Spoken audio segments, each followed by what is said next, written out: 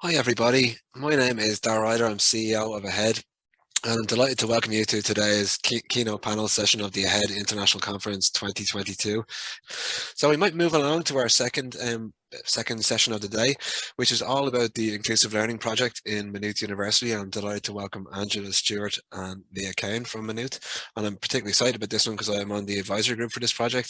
So it's great that we're getting very far into the project now, making huge progress, and Angela and Leah have done a great job amongst the rest of the much bigger team that is involved in this. So I'll hand over to you guys to let everyone know what it's all about. Thanks very much, Darragh. You're also welcome to our presentation today on the Inclusive Learning Project. We're going to talk you through how we're rolling out a platform of tech and wellbeing supports to all Maynooth University students. So quick introductions first. Myself and Leah are here on behalf of National Learning Network and Maynooth University. So this project is a collaboration between both of us. And so my background is in psychology. I've been working in the area of disability inclusion for about 15 years, kind of in face-to-face support services, including a service in Maynooth University, a psychology-led service. And more recently in training, research and consultancy services. So both of us are actually from the educational support services within National Learning Network. So as you can see on the right hand side of the screen there's quite a range of services that this part of NLN provide. But regardless of what type of service it is, the objective is always the same, which is supporting students to access higher education and to succeed in higher education. So that's it from me. I'm going to hand over to Leah for an introduction, and she's going to talk you through the first half of the presentation, and then I'll jump back on for the second half. Thanks, Angela. Hi, so my name is Leah Kane, and I'm currently an education technologist on Strand 1 of the Inclusive Learning Project. My background is in digital media. I hold an MSc in emerging media, and I'm currently pursuing a higher diploma in interaction design.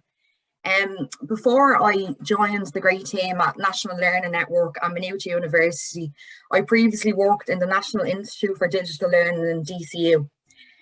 So I'm going to bring you through the agenda now. So to start off, we're going to go through the context and the challenges behind the HEA proposal. We'll then explore the goals and objectives of this HEA proposal.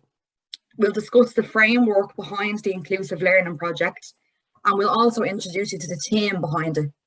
We'll then finish with some take-home points which are a great resource if you want to develop a project similar to this. So before we jump into the details of the HEA proposal, let's have a look at the challenges that this HEA proposal aims to overcome.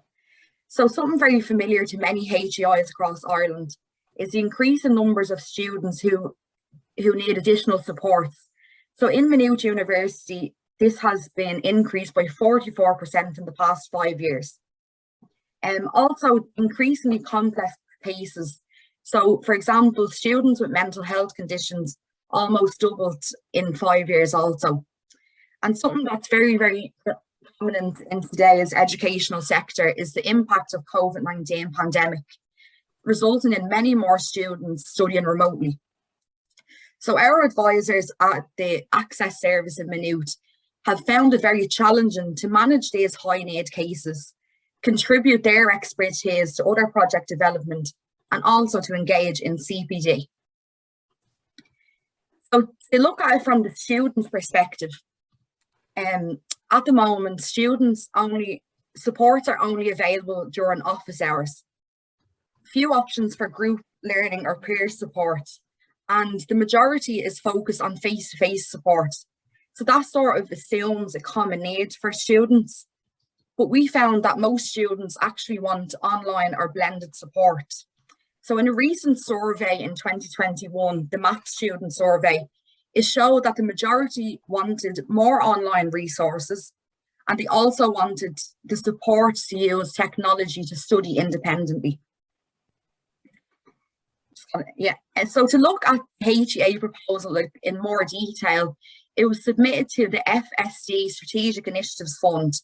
And this was like a joint proposal by Maynooth University and the National Learning Network. The project duration, it ran between May 2021 and July 2022. So you might ask yourself, what is the main goal behind the Inclusive Learning Project? And to put this into a simple sentence, it would be to enhance the digital skills and well-being of all Maynooth University students by developing a range of supports, including an online platform. So I'm now going to hand you back over to Angela, who's going to discuss some of the Inclusive Learning Project drivers. Thank you. Thanks, Leah. Okay. So yeah, like Leah ran through lots of the challenges, both from the university perspective and the student perspective. So really, these informed our drivers. These are the challenges that we're hoping to solve with the Inclusive Learning Project. And our drivers are quite simple. We want to provide access to appropriate supports on a 24/7 basis. So not just when the office doors are open in the Access office. We want to provide options for learning online and in groups with peers. And we want to reduce the need for one-to-one supports, which simultaneously means that more supports, one-to-one supports, are going to open up for students with those higher levels of needs.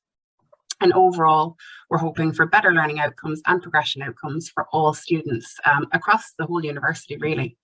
So the more granular detail behind this are the objectives. And we've got 4 main objectives that we're aiming for. First is to understand the needs of our students. The second is to develop an accessible learning platform, so something that can be accessed on as many devices as possible. The third is to develop options for group and peer learning. And the last is we hope to build a community of empowered learners. So you can see when you step back from the objectives, there's a huge amount of development work going on because we're developing digital resources for a learning platform and we're developing resources for group learning as well. But it's not just development work that we're doing within this project. There's also the introduction of the framework.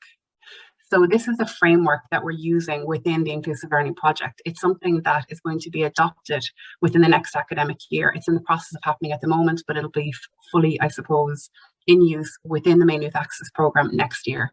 So it's the Continuum of Support framework. Lots of you are familiar with this framework already. But by committing ourselves to use this framework, what we're saying is we're no longer going to purely focus or predominantly focus on the provision of one-to-one supports. We're actually going to provide supports in 3 layers.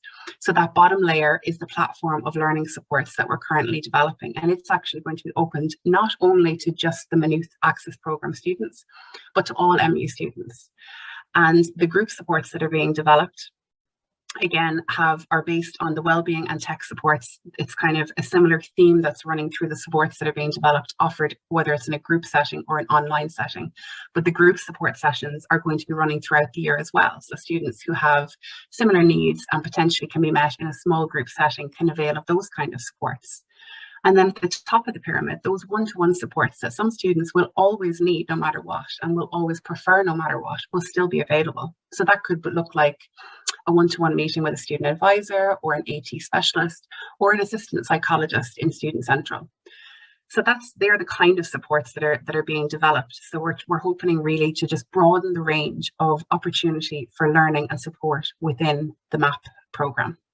And it'll be underpinned as well by the development of a CPD programme for the MAP advisors. Really, we want to develop the skill of the student advisors working in MAP so that they can comfortably and confidently navigate this online learning platform. And when they're meeting students, they can identify their needs and say, oh, well, look, you should check out this section of the learning platform.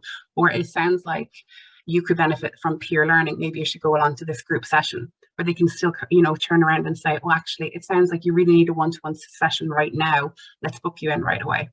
So it's a better way of identifying and meeting the needs of students. So behind this framework and all the development work, we have a fantastic team. I don't have time for individual introductions to everybody, unfortunately, because of the time frame. But just to let you know, the working group and the advisory group, I can't emphasize the amount of teamwork that is going into the development of this project, into driving it forward on the ground in the working groups, into actually driving and leading on parts of it. We have 3 fantastic student interns as well working with us, who are working with us in paid internships for the duration of the project, to ensure that they're representing the student voice in our development work, in our testing, in our focus groups with students. So we have these 2 parts of our team, and then we have the larger, Dara mentioned at the beginning as well, our much larger advisory group. So this is the group that is really responsible for providing strategic advice, providing support and guidance. We meet on a monthly basis, and I remember Dara in one of the meetings just saying that we were very brave to invite the kind of mix of people that we invited into the advisory group, because really there's expertise from such, you know, like a broad range of people from every department in the university as important stakeholders that might have an interest in the project, also people who are running projects in other HEIs that are similar to this project. So we really got a good mix of people at the design table to offer strategic advice. And it really means that we're hoping to make the right decision when we come across stumbling points, or when we need to, you know, pivot a particular idea or so on. We've really got the right people at the table, which is fantastic.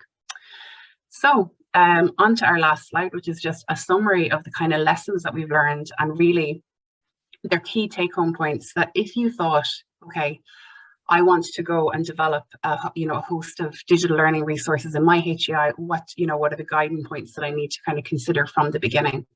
So first and foremost, that strong advisory group is key to actually set up the right kind of advisory group with the right people at the table.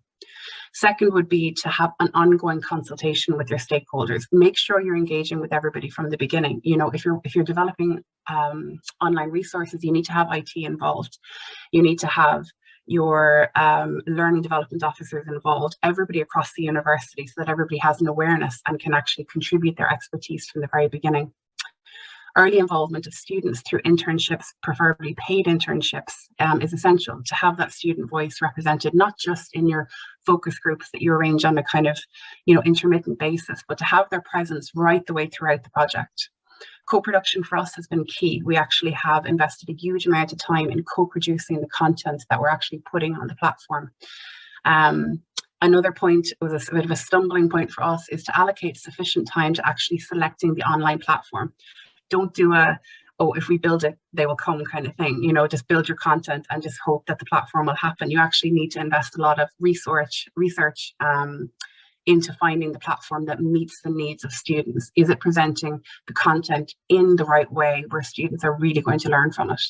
And then to get involved with regular ongoing reviews of the content, and to take certain steps to ensure the sustainability of your project. That might mean assigning, say, a person to maintain the content once the platform is up and running, or to have those, like I mentioned in the previous presentation, to have those offline documents as a downloadable resource to show all of the content, and also for sustainability purposes, potentially if you move platforms in the future, you can actually move all your content so easily.